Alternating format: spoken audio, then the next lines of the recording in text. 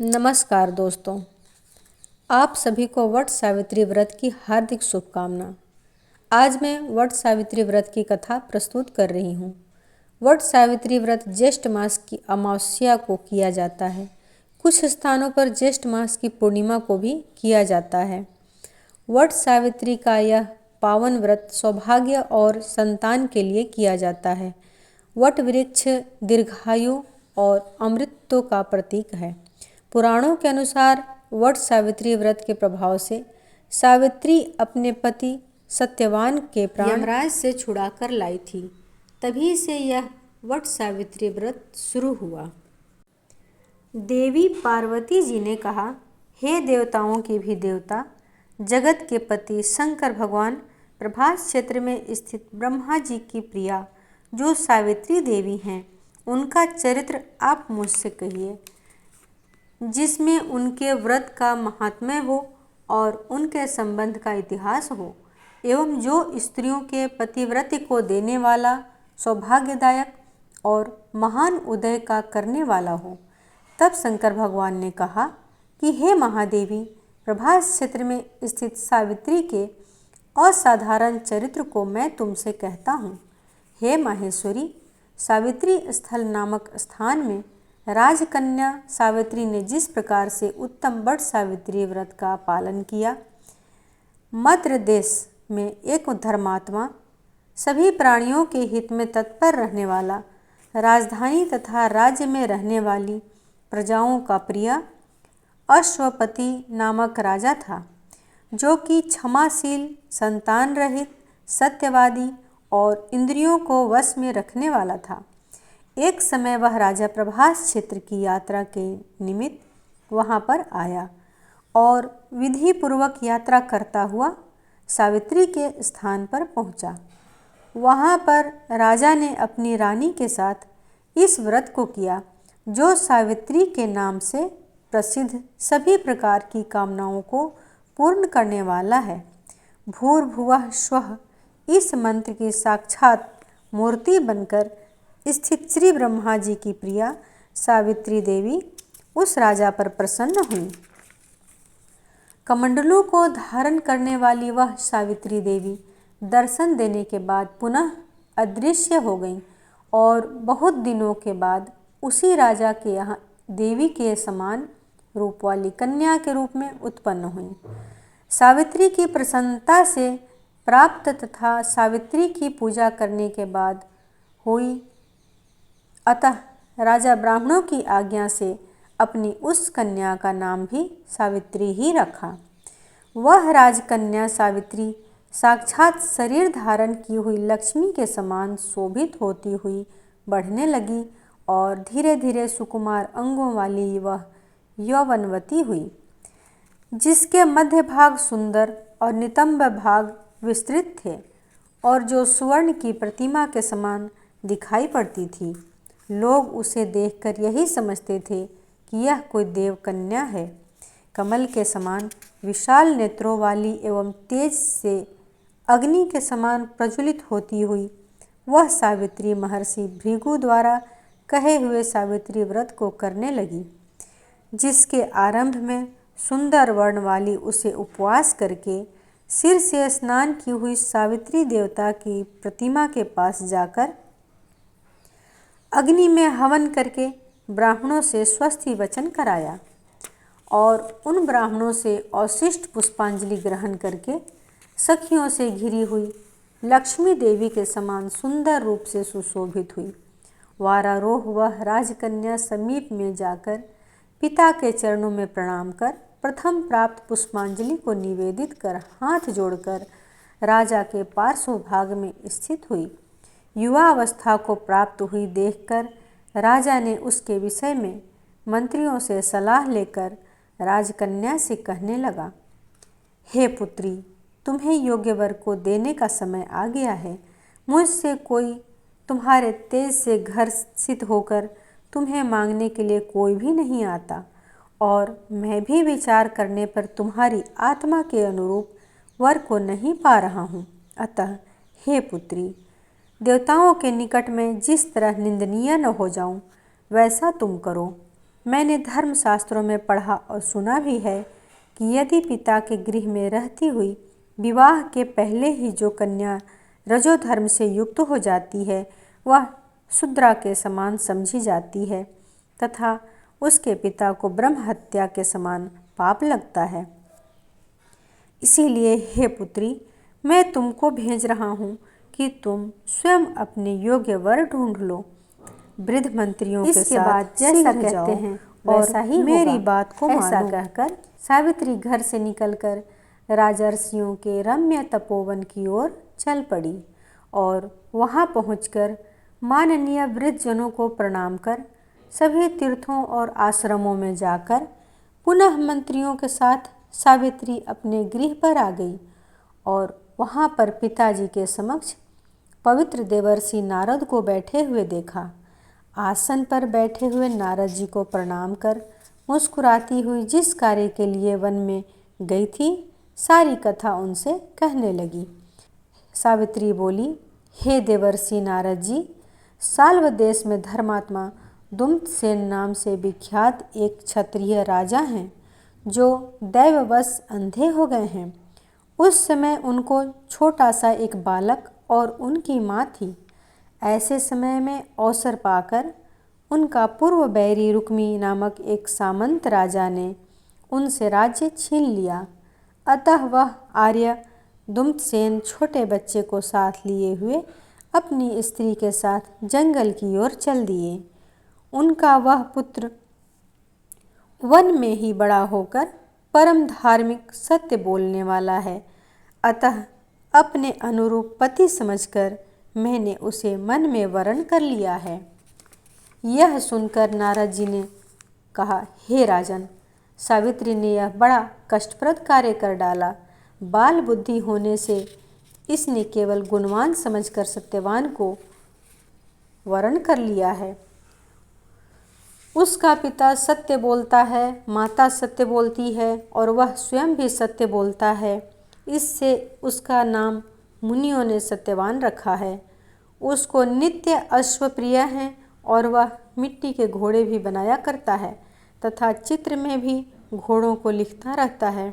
इससे उसे चित्राशु भी कहते हैं। सत्यवान, दान और गुण में रंती देव के शिष्य के समान, ब्राह्मणों की रक्षा करने वाला और सत्यवादी तथा औसीनर शिवी के समान है। ययाति के समान उदार, चंद्रमा के समान देखने में प्रिय लगने वाला, रूप में दूसरे अश्विनी कुमार के समान और दुम्तसेन के समान बलवान है, किंतु उसमें केवल यही दोष है, दूसरा कोई दोष नहीं कि सत्यवान आज से ठीक 1 वर्ष पर क्षीणायु हो जाने से देह त्याग कर देगा।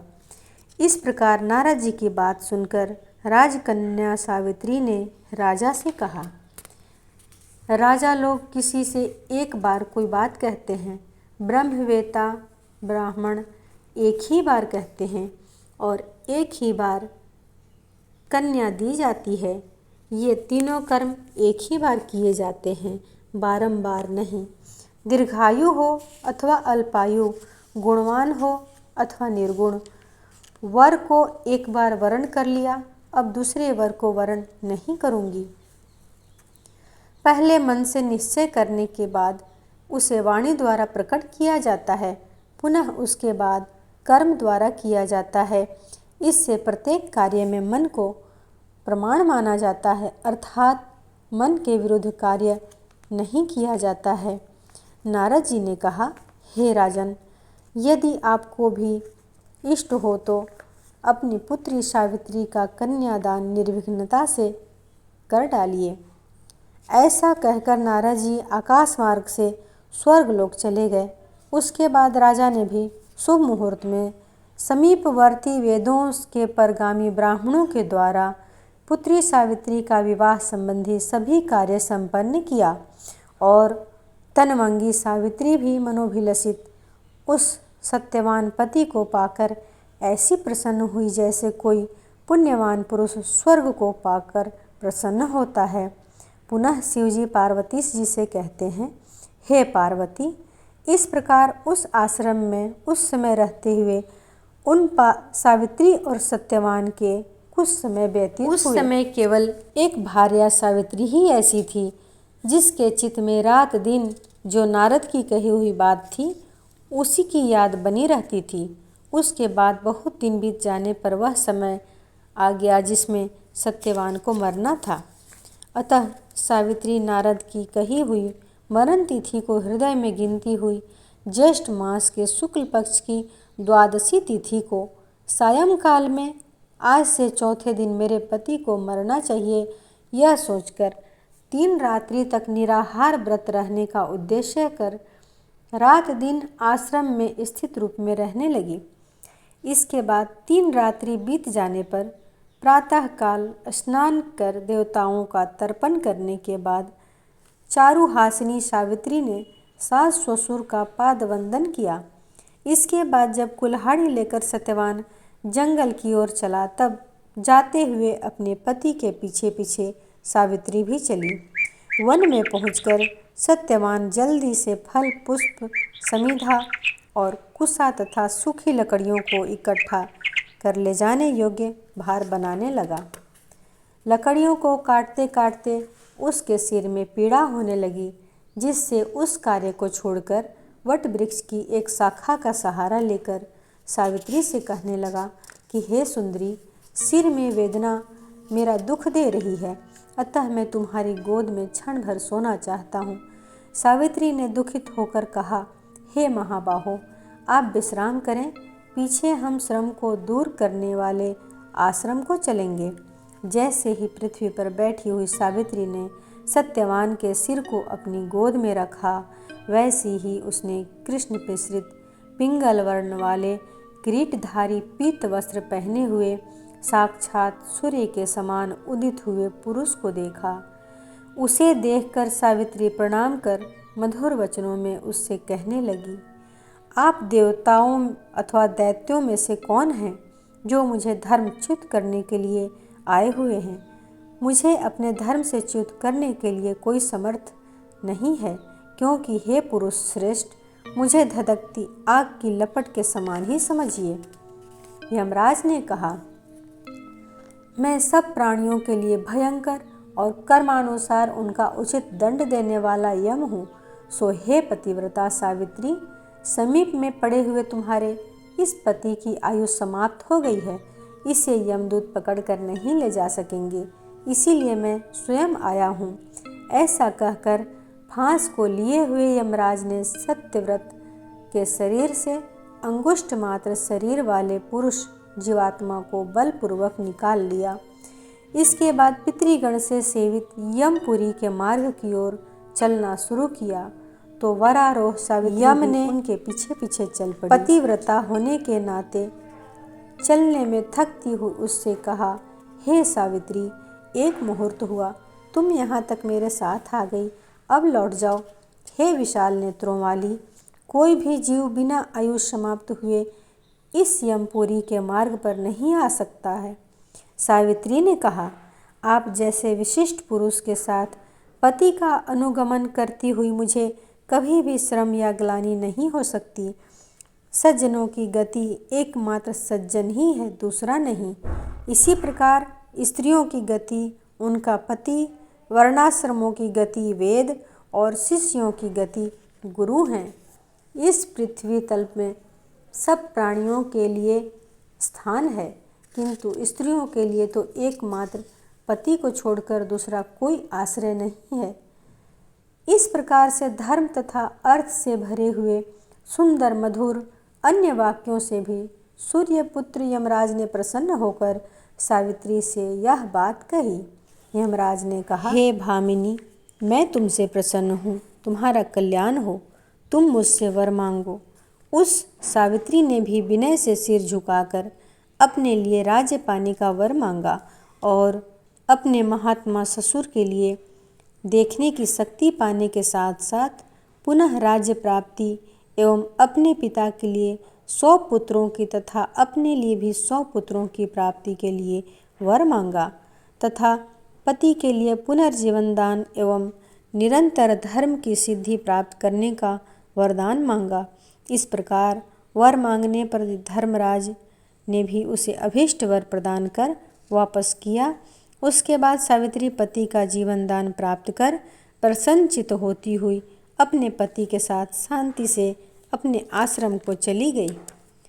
उसी सावित्री ने ज्येष्ठ की पूर्णिमा के दिन इस व्रत को किया था, जिसके प्रभाव से राजा को पुनः नेत्र प्राप्ति हुई।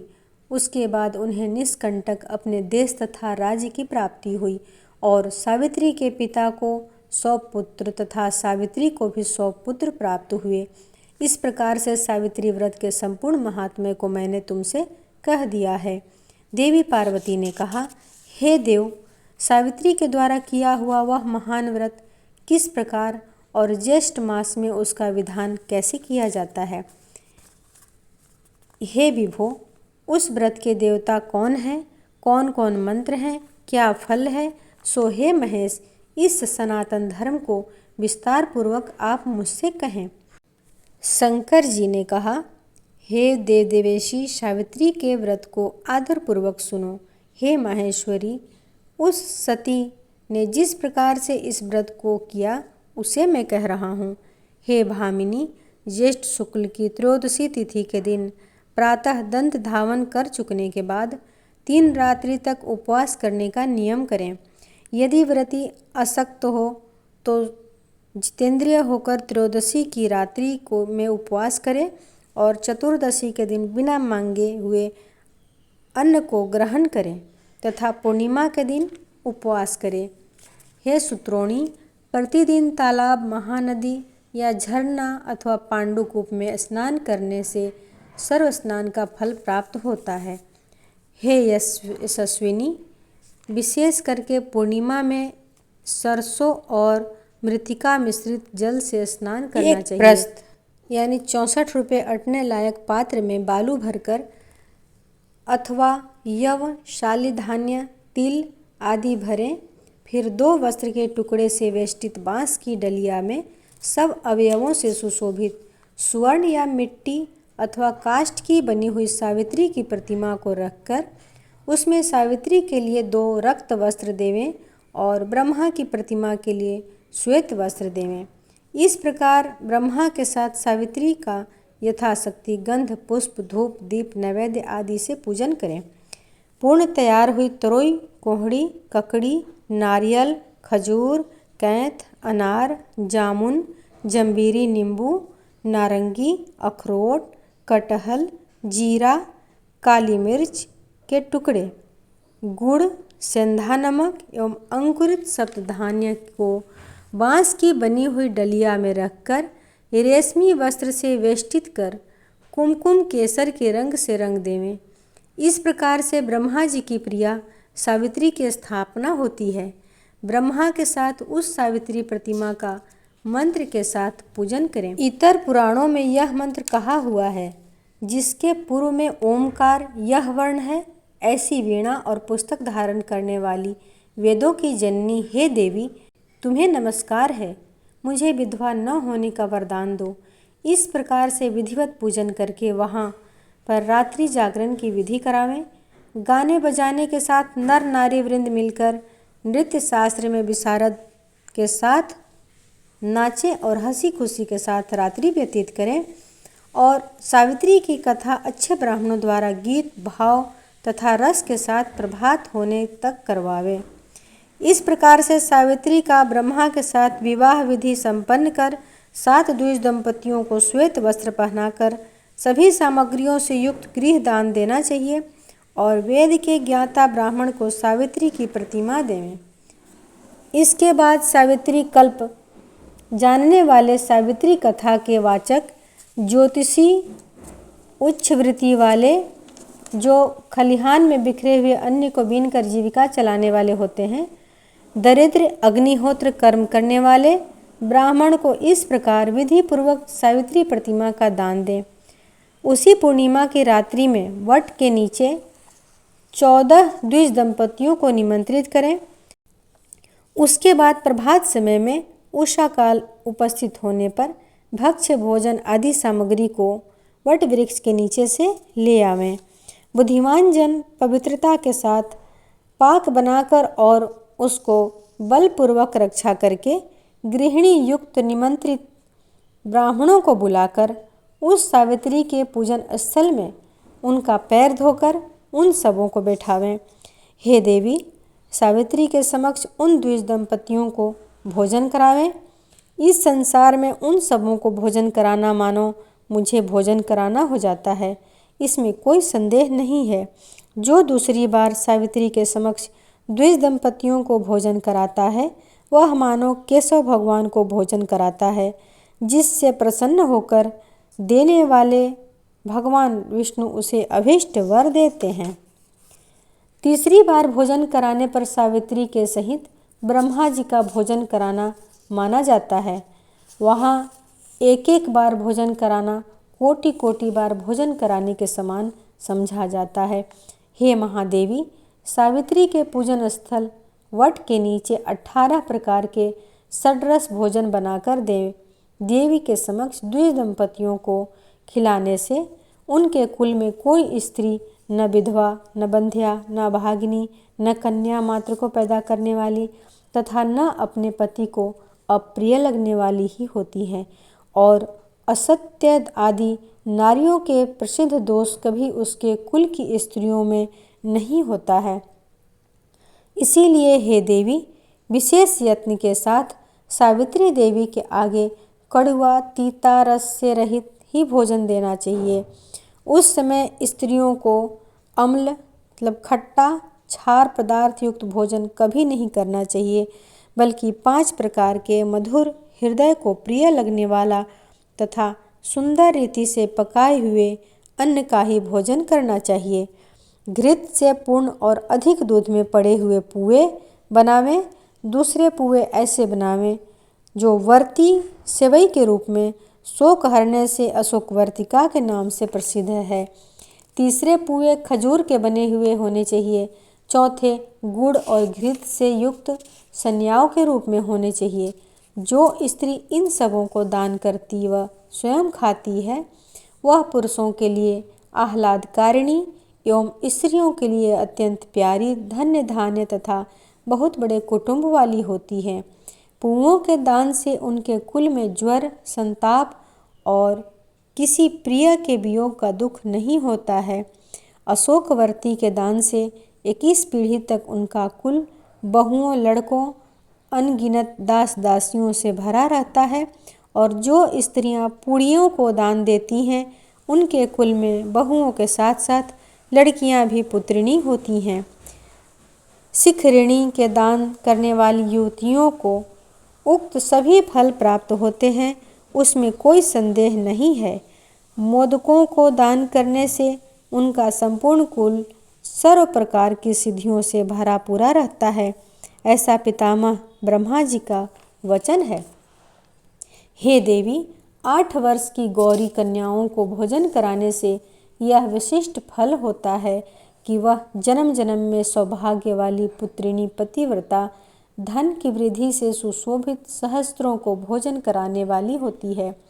मुख्य पान, पीने योग्य पदार्थ जो हृदय को प्रिय लगने वाला और मधुर हों, जैसे द्राक्षा पान, अंगूर का शरबत, गुड़ से युक्त इमली का पान, खांड से बने हुए मीठे शरबत, इसके अतिरिक्त अन्य जो भी योग्य वर्ण सुगंधित पान हो उन्हें द्विज दंपतियों को देना चाहिए। विधि पूर्वक पूजन करके उन द्विज दंपतियों को वस्त्रादि पहनाकर, कुमकुम आदि सुगंधित वस्तु का लेप शरीर पर लगाकर, फूल माला से अलंकृत कर, गंध धूप से पूजन करके अंत में नारियल देना चाहिए। द्विज दंपतियों के आँखों में अंजन, मस्तक में सिंदूर लगाकर, मनोहर सुवासित और कोमल सुपारियों को पात्र में रखकर उनके हाथ में देने के बाद प्रणाम कर उनका विसर्जन कर दें।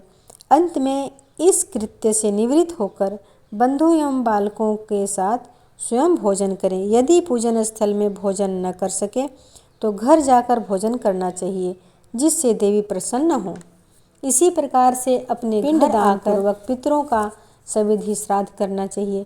ऐसा करने से उनके पितृगण ब्रह्मा के एक दिन तक संतुष्ट रहते हैं। ब्रह्मा का एक दिन 4 अरब 32 करोड़ वर्ष होता है। तीर्थ से 8 गुना पुण्य अपने घर में दान देने से होता है, क्योंकि द्विजातियों द्वारा किए हुए श्राद्ध को नीच जन नहीं देख पाते। अतः एकांत गृह में गुप्त रूप से पितरों का श्राद्ध करना उचित होता है। नीच के देखने मात्र से ही वह श्राद्ध निष्फल हो जाने से पितरों को नहीं प्राप्त होता है। इसीलिए जहाँ तक हो सके प्रयत्नपूर्वक श्राद्ध को गुप्त रूप से करना चाहिए, क्योंकि पितरों को तृप्ति देने वाले ऐसे ही श्राद्ध को ब्रह्मा जी ने स्वयं बताया है। पूर्वोक्त गौरी कन्या का भोजन कराना आदि जो क्रियाएं हैं वे उत्सर्ग कहलाती हैं और मनुष्यों को कीर्ति प्रदान करने वाली होने से राजसी भी कही जाती हैं। अपना हित चाहने वाले व्यक्तियों को कहे हुए ये दान सदा देने चाहिए। यदि सात्विक फल की चाह है तो श्राद्ध में विशेष रूप से इस प्रकार के दान देते रहना चाहिए, जैसा कि ऊपर कह आए हैं। हे देवी, सावित्री व्रत का उद्यापन सभी प्रकार के पापों से छुटकारा पाने के लिए मनुष्यों को अवश्य करना चाहिए। इसके करने से इच्छा या अनिच्छा से किए हुए सभी पाप तत्क्षण नष्ट हो जाते हैं। जो लोग इस प्रकार से वट सावित्री की यात्रा करते हैं उनको इस लोक में सौभाग्य, धन, धान्य, सुंदर स्त्रियां विविध रूप से प्राप्त होती हैं। इस यात्रा विधान को जो कोई मनुष्य भक्तिपूर्वक करता है या इस वट सावित्री व्रत की कथा को सुनता है वह पापों से छुटकारा पा जाता है। हे देवी, जो पुरुष ज्येष्ठ की पूर्णिमा के दिन विधिपूर्वक सावित्री के पूजन स्थल वट वृक्ष की 108 या 54 या 17 प्रदक्षिणा यत्न पूर्वक करते हैं तो उनके द्वारा अज्ञानता पूर्वक किए हुए अगम्य स्त्री के साथ गमन रूपी पाप अथवा अन्य भी किए हुए पाप नष्ट हो जाते हैं। इसमें कोई संदेह नहीं है। जो उक्त सावित्री के स्थल वट वृक्ष के नीचे जाकर संध्या वंदन किया करते हैं और अपनी पत्नी के साथ लाए हुए पांडुकूप से के जल में सुवर्ण की झारी तथा मिट्टी की झारी से हे भामिनी जल ले आकर संध्योपासना करते हैं, उनके द्वारा 12 वर्ष तक की संध्योपासना की हुई मानी जाती है। पांडुकूप में स्नान करने से अश्वमेध यज्ञ का फल प्राप्त होता है। दान देने से 10 गुना और उपवास करने तथा सुनने से अनंत फल प्राप्त होता है। इस प्रकार वट सावित्री व्रत कथा पूर्ण हुआ।